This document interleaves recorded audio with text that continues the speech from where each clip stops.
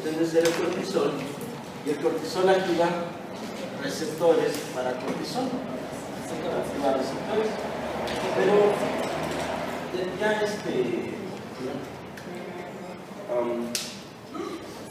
¿alguien me puede decir más de los receptores para cortisol? Son receptores nucleares. Es que todas las hormonas de esteroideas regulan la expresión génica, no hacen otra cosa. Fíjense bien.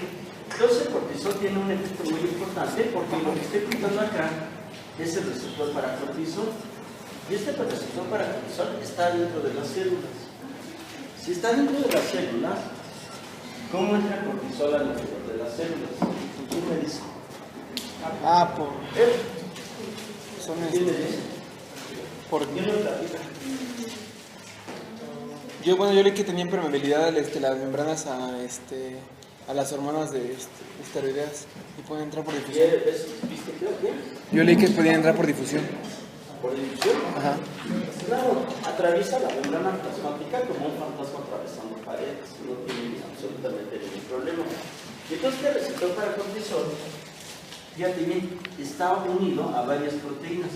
Unas proteínas que se llaman split shot proteins, de 70.000 unidades, de 70.000 platos, y otra split shot protein de 90.000. ¿Por qué les ponen proteínas de choque térmico? Porque eso es una mamada. Porque según son proteínas que cuando se eleva la temperatura muy por arriba del valor que tenga de tener un ser vivo, esas proteínas tienen cambios conformacionales. ¿Sí me siguen? Pero no quiere decir que se activen en funciones normales por el calor, así les pusieron a estas. Esas proteínas, aparte, están ligadas a otra proteína muy interesante que se llama inmunofilina. Entonces, fíjate bien, hay un complejo del receptor para cortisol ligado con otras 4 proteínas. ¿Sí les queda claro? Con otras 4 proteínas. Cuando llega el cortisol, ¿qué crees que pasa? Se forma un complejo en donde el receptor para cortisol, el cortisol, ¿qué crees? Se separa. ¿Y ahora qué va a pasar con este complejo? Entra al núcleo de la célula, y ese núcleo de la célula pues tiene las hebras del DNA. Esto es lo que estoy explicando, pretende ser una hebra del DNA. Y ahí está mi hebra del DNA. Y entonces, en estas hebras del DNA hay unas proteínas, no nada más está el DNA, tiene unas proteínas que se llaman elementos de respuesta para el cortisol, que sirven como promotores. ¿Qué son los promotores? O ya no se acuerdan nada de eso. ¿Qué son promotores?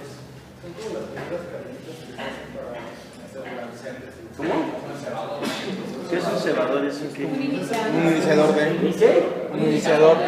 ¿Y es para Es lo que le dicen la caja Tata, ¿no? Ajá. Bueno, fíjense bien. Imagínense, vamos a poner, voy a poner otra hebra de DNA. Y esta hebra de DNA está abierta.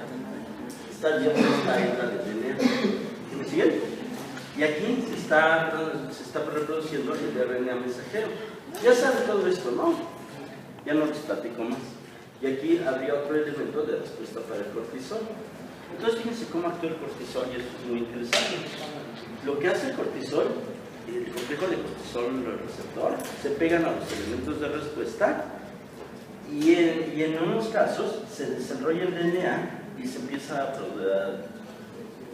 producir RNA y se empiezan a producir proteínas. ¿Sí les quedaron? Pero ¿qué crees? Hay otros sitios donde permanentemente se está recreando el RNA. ¿Y qué crees que hace el cortisol con su complejo? Agarra, lo cierra y deja de expresar las proteínas. ¿Sí me siguen? Entonces los efectos del cortisol son básicamente a nivel de, ¿cómo se llama?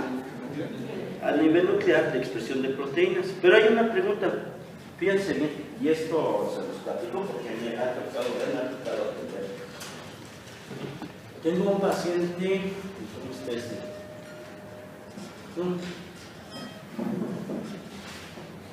Hay una persona que está hospitalizada, es hipertensa, pero aparte ya tiene muchos problemas, y espontáneamente esta persona empieza a hacer enfisema. ¿Cómo se llama? ¿Edema? Ay. Vamos a sistema. No hay constricción. ¿Cómo se llama? ¿Constricción? Sí, broncoconstricción. No, espérame. Ay. Asma, una crisis asmática. Una crisis asmática, dice ser una crisis asmática esta persona. Ajá. Y entonces está haciendo su crisis asmática bien cabrona. Y llega y le metes el Almin, que es hidrocortisona. Se lo metes y ve por la vía. ¿Y qué crees que pasa con la crisis asmática? Desaparece, pero estás inyectando cortisol. ¿Y por qué los libros entonces dicen que los efectos del cortisol, si tú en teoría le das cortisol a una persona, los efectos terapéuticos no los vas a ver inmediatamente, sino los vas a ver en una hora? ¿Qué es lo que dice la teoría, no? Pero en este caso, ¿por qué se vincula una crisis asmática? Bien rápido.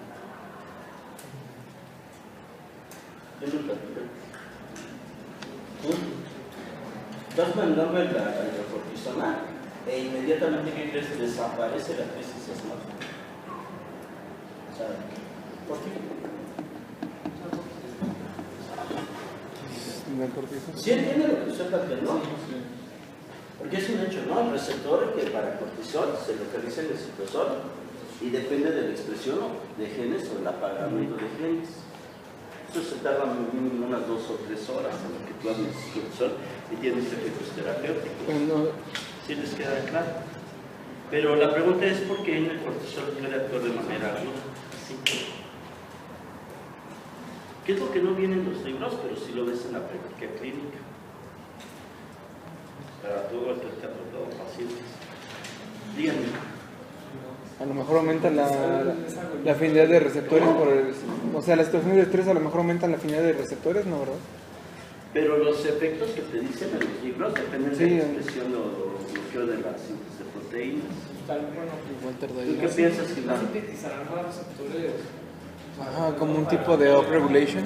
Pero inmediatamente en segundos. Bueno, o sea, en segundos usted le da el cortisol y ya se... Estás dando el pinche cortisol por la pinche... Y solito se cabrón. No acabas de dar toda la dosis y se acabó la crisis asmática, cabrón. Todavía tienes la gente un chingo. Entonces es agonista los receptores. No, debe de haber otra cosa. No, ¿qué creen? Que a pesar de que sus libros de fisiología y de farmacología les digan que los receptores para el cortisol son citosólicos, ¿qué crees? Existen receptores para cortisol en la membrana plasmática y median a efectos agudos. ¿Sí les queda claro? Pero fíjense bien, en la práctica clínica ¿cómo se puede decir? Por lo que se usa mucho el cortisol como elemento terapéutico muy útil es para inhibir o aumentar las síntesis de proteínas y ahorita vamos a ver ejemplos. ¿Sí les queda claro? O sea, nunca pierdan de vista que también hay receptores. ¿Cómo se llama? Ahora, si te preguntan en un examen de fisiología dónde están los receptores para cortisol y te ponen en la membrana plasmática o en el interior de la célula, ¿qué contestarías? Interior de la célula. Claro, porque esa es la idea cuadrada pendeja que todo el mundo tiene, pero sí es así. Pero también hay receptores a nivel de membrana que tenían efectos agudos. ¿Se les queda clara la idea? ¿Sí entiende eso? Ok. Entonces vamos a seguir viendo esta onda. Ahora, fíjense la siguiente sopa. Hemos hablado de la aldosterona. ¿Qué hemos dicho de la aldosterona en el curso? ¿Puedes platicar? Lo que hace es aumentar la expresión de... Fíjense bien. Vamos a empezar. Este que vamos a apuntar acá es el receptor para aldosterona. ¿Dónde se expresa el receptor para aldosterona? Muy bien, cabrón. Ya el hecho de estudiar medicina, estar en un curso de fisio y decir que la aldosterona actúa en el riñón es como preguntarle a un niño ¿qué hace la señora que hace quesadillas? ¿Qué te va a responder el niño? Quesadillas. Exactamente. Pero un estudiante de medicina, cabrón, no puede responder que la aldosterona actúa en el riñón. Un estudiante chingón de medicina que vaya a pasar su examen de asistencia debe de responder, la aldosterona actúa a nivel de las células principales del riñón que se ubican donde. Son preguntas que salen de residencia. Y resulta que un cabrón que sepa eso, le quita el pinche lugar y la especialidad a ti. ¿Cómo lo ves? Túbulo contrario distal. El túbulo contrario distal. En la parte final del túbulo contrario distal, en la parte del túbulo distal, ahí se encuentran las células principales. Entonces, fíjense bien, voy a aplicar una célula epitelial. ¿Dónde más hay receptores para aldosterona? No los hemos visto porque no hemos visto el tubo digestivo, pero en los conductos de las glándulas, ¿cómo se llama? Salivales, y en el colon hay receptores para aldosterona, pero el grueso, el efecto más importante de la aldosterona es a nivel renal. ¿Se les queda claro? Entonces, fíjense bien, esto que estoy pinchando sería el receptor para aldosterona, y esto sería la aldosterona. Esto que estamos quitando sería la aldosterona. Bien. Esto es lo más cabrón de entender. Ahorita les platico. Cuando se activa la aldosterona con el receptor, lo que ocurre es la expresión de las unidades alfa y beta de los CNACs. ¿Se acuerdan de eso? De los únicos canales de sodio que se expresan en los túbulos renales. Y también permite la expresión de las unidades alfa y beta de la ATPasa. ¿Se acuerdan de eso? Eso es lo que hace la aldosterona. ¿Qué es lo que ocurre? Se entra sodio y sale potasio por los canales de los fuga. ¿Sí? Y con eso se elimina sodio. Vamos a absorber sodio y se elimina potasio. ¿Están de acuerdo en esto? El cortisol actúa prácticamente en todas las células. Todas las células tienen receptores para cortisol. La mayor parte de nuestras células tienen receptores para cortisol. Y receptores para aldosterona, nada más en las células principales, en los G cells. Pero ¿qué creen? Y esto es lo más cabrón. Aunque ustedes no lo crean, el receptor para cortisol y el receptor para aldosterona, ¿qué crees? ¿Es el mismo? Son los mismos. O sea, este receptor es el que tienen las células principales. Pero entonces hay un detalle muy importante.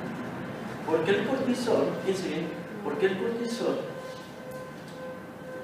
no tiene efectos mineralocorticoides? Cuando le digo la aldosterona mineralocorticoide, no es porque tenga iones o minerales en su estructura, es porque el efecto más importante de la aldosterona es la reabsorción de sodio. Cuando se reabsorbe el sodio, a nivel de esta región de las células principales, este sodio forma una capa de solvatación. ¿Se acuerdan de eso? Sí. Y entonces, aunque tú reabsorbas, fíjense bien, si tuviera un tumor productor de aldosterona, que sí lo hay, que es la enfermedad de Juan, lo vamos a hablar ahorita, si tuviera un tumor productor de aldosterona, reabsorbería un montón de sodio. ¿Sí me siguen? Y perdería un montón de potasio. De hecho, cuando hay hiperaldosteronismo, la marca cardinal es el hipopotasio. ¿Sí me sigues? Ok. Pero se reabsorbe mucho sodio. Pero cuando tú analizas las concentraciones plasmáticas de sodio a nivel de individuo que tiene un hiperaldosteronismo, las concentraciones de sodio, ¿qué crees, güey? Son normales. Y a pesar de que está absorbiendo ese 5% de sodio que llega a ese nivel del tipo renal. ¿Por qué? ¿Quién me dice? ¿Quién me platica? Porque se va junto con agua. Porque se reabsorbe de manera equimolar con agua. Un tipo que tiene hiperaldosteronismo, fíjense bien, tiene bajos niveles de potasio y tiene hipertensión arterial porque aumenta el volumen de agua en la sangre. ¿Sí? Y aparte tiene edema porque aumenta la presión hidrostática capilar. Lo mismo que le pasaría a un paciente que tú estás sano, pero le das más líquido de lo que debe tener, aumentas la volemia. Al final de cuentas, la aldosteronismo es eso, aumentar la volemia. Y entonces tendrías hipertensión y edema. ¿Sí les queda claro? El hipertenso puro no tiene edema. Pero del hipertenso, las arteriolas que se contraen y tienen menos flujo capilar, por eso se envejecen 20 años. Están desurtidos crónicamente los. ¿Cómo se llama? Todos. ¿Sí se acuerdan de eso? Perfectamente bien. Entonces la pregunta es, ¿por qué el cortisol no tiene efectos mineralocorticoides? Es decir, aumentar la reabsorción de sodio y eliminar la potasio. vimos la estructura, ¿no? La apuntaron, ¿no? ¿Vieron la estructura del cortisol y la aldosterona? Son prácticamente idénticas y activan de manera indistinta el receptor. Si yo le pongo aquí pinche aldosterona a esto, Activa. la activa. Y si le pongo cortisol, la activa. ¿Sí? ¿Les queda claro? Sí. Ahora, antes de seguir, ¿por qué le dicen glucocorticoides? ¿O por qué dicen la aldosterona es un corticoide, pero por qué dicen que el cortisol es un glucocorticoide? Porque se accionan con gluconeogénicas, ¿no? Tiene acciones gluconeogénicas. Porque tiene un efecto muy importante de aumentar las concentraciones de glucosa en plasma. ¿Cuándo se descarga el cortisol? Situaciones de estrés. Como eso de las 5:30, 6 bueno. de la mañana, empieza a elevarse el cortisol. ¿Por qué crees que se empieza a elevar el cortisol? Para que haya Porque el cortisol incremento de energía. necesitas energía. Lo que hace el cortisol, aunque tú estés dormidito, cabrón, es elevarte la glucosa para que crees para levantarte. Exactamente, para que te levantes ya en pie, para activarte. ¿Cómo eleva el cortisol ¿cómo se llama? La glucosa plasmática. ¿Cómo se imagina que la eleva? Estimula el sistema. Primero, el cortisol tiene un efecto gluconeogénico o aumenta la gluconeogénesis. ¿Qué es la gluconeogénesis? ¿Qué es la gluconeogénesis? Pero a partir La de gluconeogénesis es formación de glucosa a partir de básicamente aminoácidos, ¿no? De oxalacetato. Igual que el oxalacetato se convierte en fosfonol piruvato por una enzima, la fosfonol piruvato. Pero eso va en sentido contrario a la glucólisis. Y luego tienes otra enzima que se llama discofructosa, que rompe la fructosa 1,6-fosfato y la convierte en fructosa 1-fosfato. Y luego tienes otra enzima que agarra la glucosa 6-fosfato y la convierte en glucosa. ¿Cómo se llama? Glucosinasa. ¿Se acuerdan de eso? O sea, el aumento gluconeogénico de la cortisol se debe a que le dice al DNA produce un chingo de esas enzimas. ¿Y qué crees que hace con las enzimas de la glucólisis y de la síntesis de glucógeno? Si se estaban expresando, bloquea la expresión. Entonces, tú ya no tienes almacenamiento de glucosa en el hígado, sino que crees producción de glucosa de manera importante en el hígado a partir de elementos chiquitos, la gluconeogénesis. También tiene ¿cómo se llama cuando se rompe el glucógeno? Glucogenólisis. Tiene un efecto a nivel de la glucogenólisis muy importante. O sea, incrementa estos dos. Y por el otro lado, bloquea la síntesis de glucógeno, porque bloquea la expresión de la glucosa 1-fosfata sinasa, ya no se puede producir glucógeno, y bloquea todas las enzimas productoras que intervienen en la glucólisis. ¿Sí me explicó? Eso es lo que hace a nivel de esta cosa. Entonces el efecto es netamente de incrementar los niveles de glucosa en plasma, pero no es el único efecto. Bueno, ahora, si esto es así, ¿por qué si yo tengo, fíjense bien, por qué en condiciones normales la aldosterona no puede decirle al hígado que se aviente la gluconeogénesis y la glucogenólisis? Suprima la síntesis de glucógeno y la glucólisis. ¿Por qué es el mismo receptor? Es el mismo receptor. ¿Por qué no lo hace? No es algo que actúa porque es un diferente elemento de respuesta. No, es el mismo. El complejo aldosterona-cortisol, o con su receptor, actúa exactamente en dos elementos, porque el receptor citosólico es el mismo. ¿Se le agarran onda? Lo único que hace la aldosterona es como una chava que está pinchando en un cabaret, ¿no? ¿Sí me siguen? Y está con sus amigas aburridas fumando. Llega el príncipe azul y ¿qué crees? Se va. Y la chava le da lo mismo que sea aldosterona o que sea cortisol. ¿Sí le agarran onda? Es así. Como un pinche cuento de Walt Disney. Bueno, platíquenme entonces por qué no se activa. receptores para aldosterona. ¿Otro receptores en otro lugar? ¿Que por qué no se activan los receptores en otro lugar? ¿Cómo? Bien, bien. ¿Han oído hablar de una cosa que se llama cortisona? Sí. Proteína transportadora. No, cortisona. Lo que nosotros tenemos es cortisol, ¿no? Cortisol es lo que producen los suprarrenales. Pero hay otra cosa que se llama cortisona. ¿Nunca han visto que le dicen a ese paciente le vamos a dar cortisona? La venden en la farmacia, la cortisona. Como un inflamatorio, ¿no?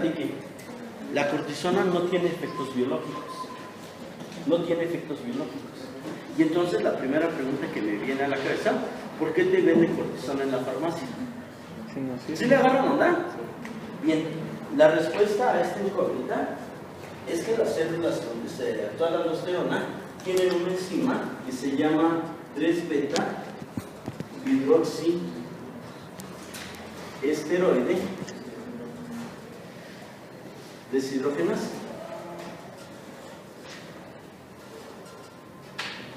¿Tienen la estructura de ¿cómo se llama? Del cortisol por ahí a la mano. ¿La copiaron? Ya se nos cortisol. Sí.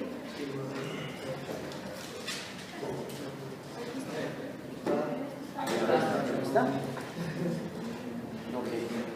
Ok. Hidroxiesteroide deshidrogenasa. La posición 3 es donde está este grupo Z. ¿Ya lo vieron? Este grupo Z. Lo que hace esta enzima es ponerle un hidróxido ahí, un hidróxido. Y ya no tienes cortisol, tienes una cosa que se llama cortisona. O sea, aquí está esta enzima, agarra, fíjense bien, al cortisol, y en presencia de esta enzima, ¿qué crees que se convierte? ¿Cortisona? Cortisona. Y aunque tú no lo creas, la cortisona, ¿qué crees? No tiene efecto biológico porque no activa el receptor. ¿Sí le agarran mortal? No tiene efecto biológico la cortisona. Esta enzima expresa nada más las células de las principales, se llama 3-beta hidroxiesteroide deshidrogenasa tipo 2. Y son preguntas de examen de residencia porque vamos a ver hoy. Este es el nombre de esta enzima. ¿Sí? En cambio, fíjate bien, en las células hepáticas, en todas las células donde actúa el cortisol, cuando entra el cortisol, ¿qué crees que pasa? ¿Qué creen que pasa? No pasa nada porque no está esta enzima y el cortisol, ¿qué crees? Le pega directamente al receptor y tiene los efectos glucocorticoides. ¿Sí le agarran onda lo que te estoy platicando? ¿Sí entienden o no entienden? ¿Está fácil o difícil? Entonces el cortisol en las células principales, ¿en qué se convierte? En cortisol que no tiene efecto biológico. ¿Sí? ¿Cómo? Está en el citoplasma la enzima. Entonces imagínense que el complejo, el receptor para aldosterona es como un portaaviones. ¿Sí saben qué portaaviones, no? Y el 3-beta hidroxiesteroide deshidrogenasa sería como el fuego antiaéreo que tiene el portaaviones para evitar que aviones de otro lado le peguen. ¿Sí me agarran onda? Entonces jamás le va a pegar el pinche cortisol porque se convierte en cortisona y la cortisona no tiene efecto biológico. Entonces, ¿por qué recetan cortisol? Ahorita vamos a ver. Antes de analizar esa pregunta, entonces fíjense ahora en la siguiente cuestión. Ok, si son inteligentes deben pensar esto. Bueno, el cortisol actúa en las células principales por esta enzima que le da en la madre y lo convierte en cortisona, ¿no? Pero hay otro detalle bien importante, congruosísimo. El otro detalle importante es, si es el mismo receptor para la aldosterona y el cortisol, ¿por qué chingados entonces la aldosterona no activa el receptor para el cortisol que está en los hepatocitos o en cualquier otra célula? Deben de tener una enzima semejante. Deben de tener una enzima semejante, ¿no? No hay enzimas que degraden a la aldosterona, ¿no?